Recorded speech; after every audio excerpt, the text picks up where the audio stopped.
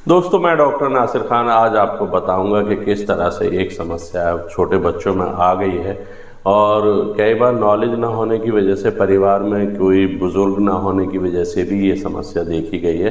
पहले ज़माने में बुज़ुर्ग हुआ करते थे जो देखभाल करते रहते थे, लेकिन आजकल एकल फैमिली मतलब परिवार में हस्बैंड वाइफ के अलावा कोई दूसरा आदमी होता नहीं है जो कि उन्हें गाइड कर सके।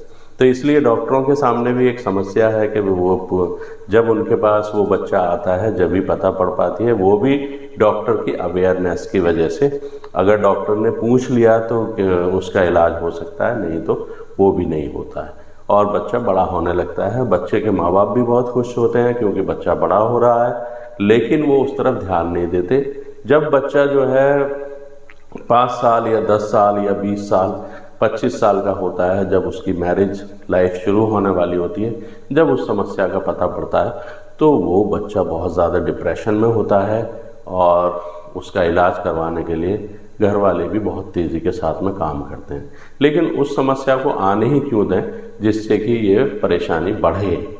तो इसलिए आज मैं उस समस्या के बारे में बताऊंगा और आपको उस समस्या से निजात कैसे दी जा सकती है ये भी बताऊंगा, और इस समस्या से क्या क्या समस्याएं आगे बढ़ जाती हैं वो सारी चीज़ों पर डिस्कस करेंगे। आज वीडियो ज़रा लंबी हो सकती है तो घबराएं नहीं, लेकिन पूरी वीडियो देखें। अगर आपने मेरे चैनल को सब्सक्राइब नहीं किया है तो सब्सक्राइब ज़रूर कीजिएगा।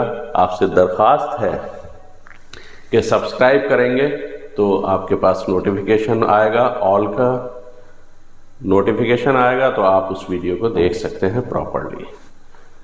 चलिए अब उस समस्या के बारे में बात करते हैं। समस्या यह है कि जब छोटा बच्चा होता है, 1 दिन का, 8 दिन का, 10 दिन का, 15 दिन का, तो माँ को तो इतना पता नहीं होता है क्योंकि घर में बुज़ुर्ग नहीं होते हैं, तो माँ को इस तरह की नॉलेज नहीं होती है। ये बात बिल्कुल फैक्ट है क्योंकि आजकल उस तरफ ध्यान नहीं देते। देखिए, मैं बात करूँगा, आपका जो पेशाब करने की जगह है उसका सब जानते हैं।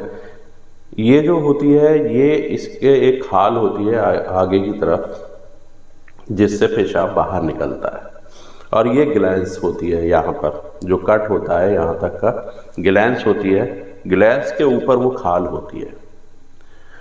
बहुत सारे समुदाय में तो ये इस खाल को जो है रिमूव कर देते हैं, बट बहुत सारे समुदाय में इस खाल को रखते हैं और उसे नहीं रिमूव करते हैं।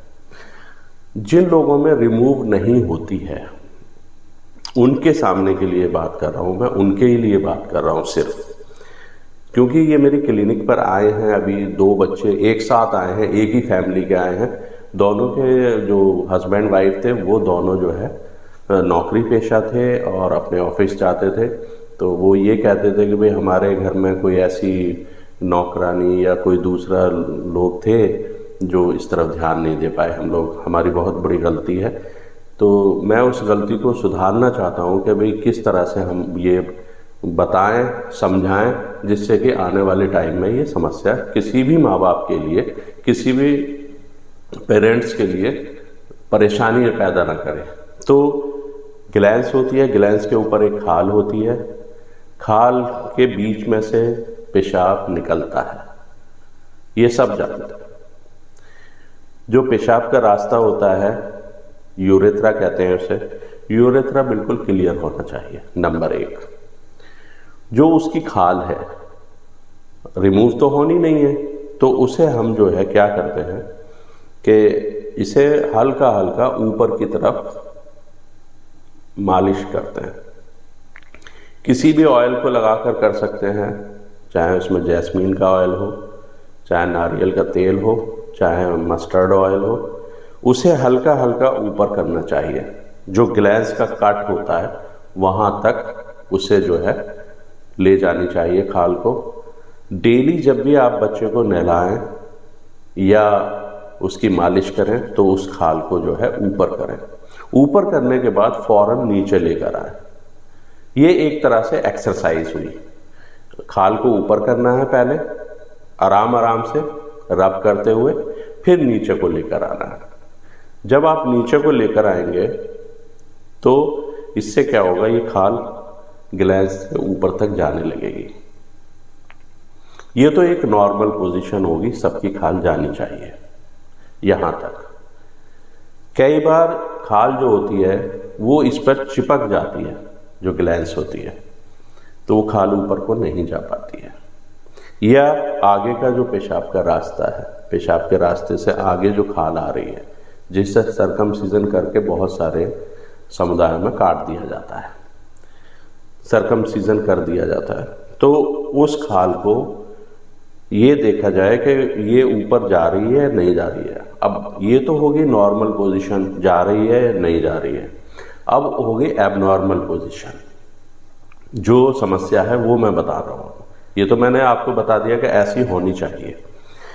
अब जो समस्या आ रही है, क्योंकि माँ बाप के पास टाइम नहीं होता देखने का, नहलाते वक्त वो बच्चा भी अपने इसे हाथ नहीं लगाने देता है, कई बार बच्चे रोते हैं हाथ लगाने पर, लेकिन इसे माँ बाप ध्यान नहीं देते नहलाते वक्त या वैसे भी दिन में या जब भी टाइम मिले, तो वो खाल को जो है ऊपर नहीं करते हैं। अब खाल जब ऊपर नहीं होती है वो नीचे ही पड़ी रहती है, नीचे से साबुन लगाया, साफ कर दिया और कपड़े पहना दिए, ये एक नॉर्मल चलता रहता है। तो क्या होता है कि ये खाल का जो जहाँ से पेशाब निकलता है, जो रिमूव नहीं हुई हुई है, तो उसका जो पेशाब का रास्ता है वो बिल्कुल छोटा हो जाता है। जब वो छोटा हो जाता है और वो ऊपर नहीं जा पाता है, प्रॉपर तरीके से खुल नहीं पाता है। अब इसके अंदर क्या होता है, समस्या यहाँ आती है। इसके अंदर जो है, क्योंकि ये तो ऊपर जा नहीं रहा, ग्लैंस तक जाना चाहिए था, जब जा नहीं रहा है तो इसके अंदर जो है इन्फेक्शन होने लगता है, गंदगी भरने लगती है। जो ग्लैंस होती है, ग्लैंस के चारों तरफ मोटी मोटी गांठें बन जाती हैं और उसमें जो है इन्फेक्शन हो जाता है, पेशाब जाके रुक जाता है, उसमें ईचिंग होती है, बच्चे खुजाते रहते हैं। माँ बाप को पता ही नहीं, तो माँ बाप सोचते हैं कि वैसी खुजली कर रहा है ये, जनरली जो आदत होती है हर एक आदमी के ऐसे ऐसे करने की, तो वो बच्चे भी ऐसे करते हैं। तो हर एक ये सोचता है कि भाई इसमें ईचिंग हो रही होगी, लेकिन उसके अंदर जो है इन्फेक्शन हो जाता है और वो इन्फेक्शन कई बार इतना ज़्यादा हो जाता है कि वो ग्लैंड्स को भी नुकसान पहुंचाता है। तो इसलिए डॉक्टर्स के पास जब भी कोई बच्चा ऐसा जाता है तो वो उसकी जो है इसे खुलवा के देख ले एक बार। अगर वो प्रॉपर तरीके से ऊपर जा रही है तो इट्स ओके, कोई दिक्कत नहीं है। अगर वो जा नहीं रही है, पूरा जो है बाहर नहीं निकल रही है ग्लैंड्स से, तो उन्हें सजेस्ट करें कि इसे ऊपर को करने की कोशिश करें, उस एक्सरसाइज को करें जिससे कि तेल लगाकर करें। और इस समस्या को दूर करने के लिए जब बहुत ज़्यादा टाइट हो जाती है तो किसी भी सर्जन के पास जाएं। सर्जन को सरकमसीजन नहीं करने दें, ज़रूरत नहीं है सरकमसीजन की। बहुत सारे डॉक्टर्स सिर्फ कमाई के लिए जो है सरकमसीजन कर देंगे, आपसे 15-20 हज़ार रुपये ले लेंगे, ज़्यादा भी ले लेते हैं। ये तो एक जर्नल है कि 15-20 हज़ार रुपये ले लेंगे उसके और कहेंगे कि भाई ये तो सरकमसीजन करना ज़रूरी है, बट उसमें सरकमसीजन ज़रूरी नहीं होता है।